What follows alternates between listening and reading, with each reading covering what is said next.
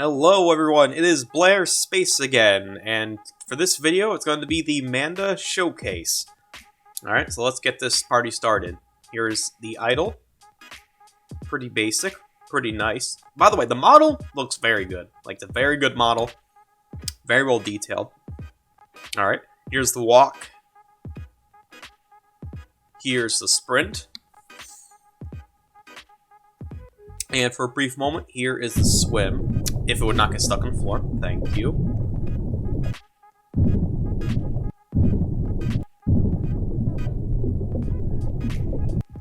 Pretty good. Okay, next, the attacks. Serpentine Feast. Next up, Serpentine Strike. And next up, Serpentine Slash. And finally, Boiling Water Spray.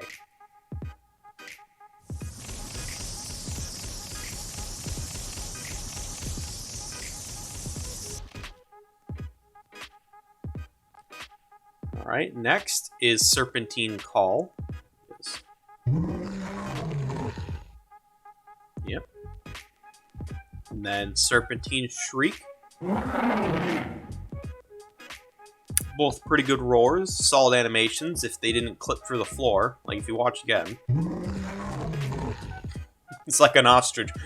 On a serious note, what do I think of him on the tier list? Middle of C tier. Let me explain why. 3,000 health, I mean, honestly, that's not terrible by any means, but, you know, it doesn't exactly help him per se. There's also the fact that Serpentine Feast costs 15 charge, Serpentine Strike costs 25, and then Slash is like another 15. And then Boiling Water Spray is like 65. Yeah, 65.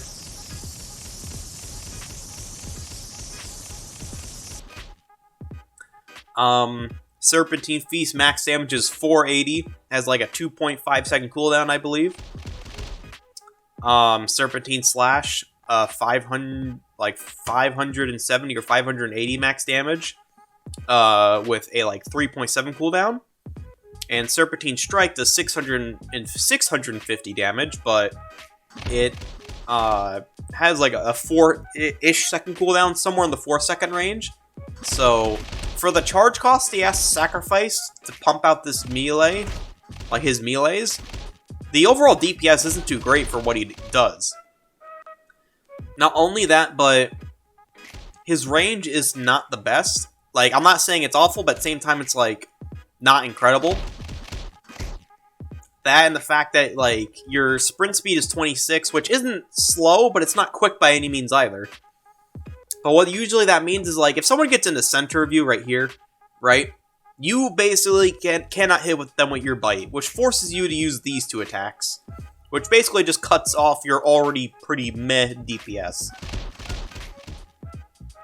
Plus, it's hard to not get hit as this thing. Like, you can tell it's big. Like, it's thin, but it's really long. I wouldn't even say it's too thin. Like, it's kind of thin, but you know what? I'm sure you know what I mean. And finally, I did the math, and I could be wrong, but because I don't have max damage yet, but the maximum damage for this thing should be around 1,700 or 1,700, which is okay, but for how long the beam lasts,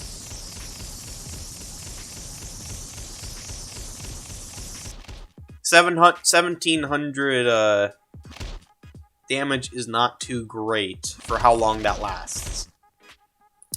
So bad hitboxes, vulnerable to being rushed down, despite having a large hitbox, is just not the fastest land speed.